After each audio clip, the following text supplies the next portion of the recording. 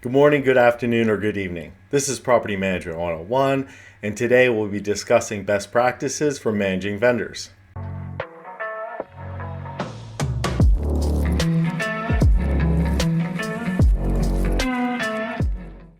If you've not done so, please watch my disclosure video as well as my why I do this video. And if you found this video helpful and learned something new, please don't forget to like, subscribe, and turn on those notifications. This video will apply to anyone that works in the property management industry, regardless of their asset type or demographic type, that deals with the process of managing vendors. These practices will be helpful before the vendors start working at your asset or during the time they're working at your asset. And the first best practice to keep in mind when working and managing your vendors, set good expectations. Before any vendor steps foot and starts performing any aspect of their trade on your property, you really want to make sure you outline everything that you're expecting within their contract or what's been communicated with them and any type of agreement you have with them, whether it be in writing or verbally. And you also want to make sure that if, for example, if it's a trade, that you've really outlined everything that you're expecting and what should be included in their price. For example, if it's a painting vendor, do you require that painting vendor to supply the paint? Do you require them to paint ceilings? Do you require them to paint the closets, baseboards, crown molding? Is there a variety of sheens, or is the entire unit going to have the same sheen? Do you require the painter to repair walls? Do you require the painter to provide any feedback of maintenance issues they run into? Do you allow painters to use a paint sprayer? And these are all the type of things you want to make sure you're outlining prior to them stepping foot on your property and performing any work. Number 2 best practice to keep in mind when managing your vendors, inspect what you expect.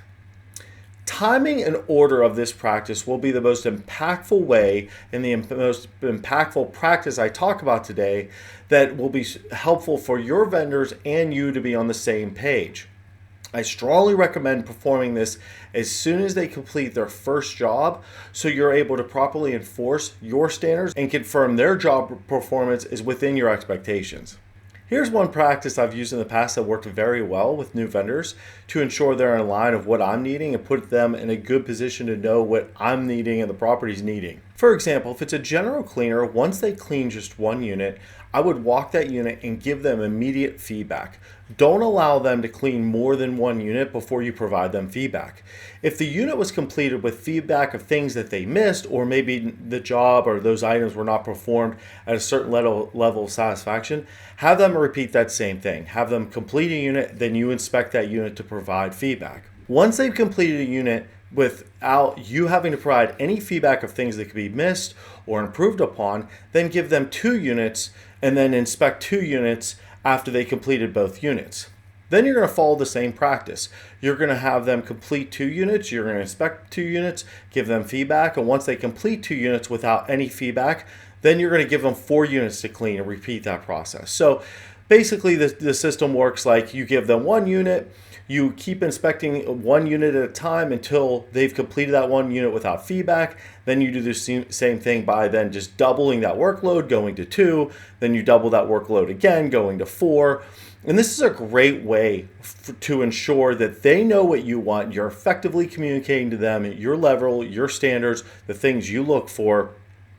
And usually when I start off with a vendor doing this practice, yes, it's a little bit more time consuming on the front end, but it saves you a ton of time on the back end because you know that they know what that level of standard is and everyone is on the same page.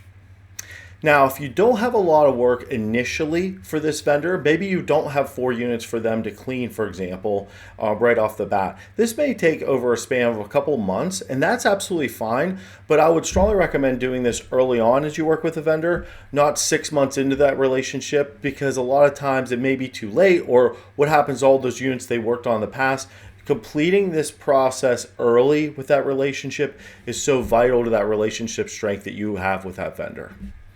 And the last best practice to keep in mind when managing vendors, ongoing reset. So I would strongly recommend inspecting units and inspecting their work periodically just to ensure that they're still performing their work to your level of satisfaction and meeting your expectations that you're needing. A great time to do this is that yearly or semi-annually, you may require them to provide you updated information, whether it be tax information, insurance information, etc.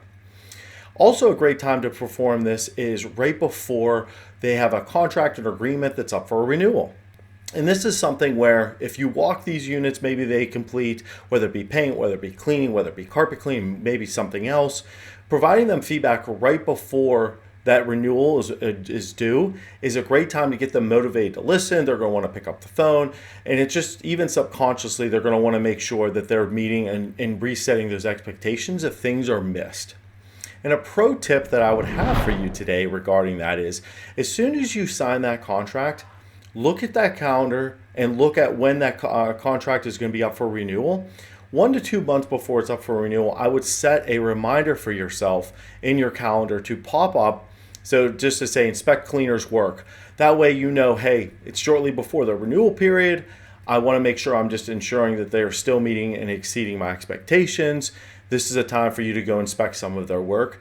I also like this because it's somewhat random, right? They don't know that you're going to be inspecting that work. So it's a good opportunity for you to see their work without any heads up to them. I hope you found this video helpful and learned something new. If so, please don't forget to like, subscribe, and turn on those notifications. And if you have any questions about this video or any of my videos, feel free to comment. I'll be happy to address them for you. Happy leasing!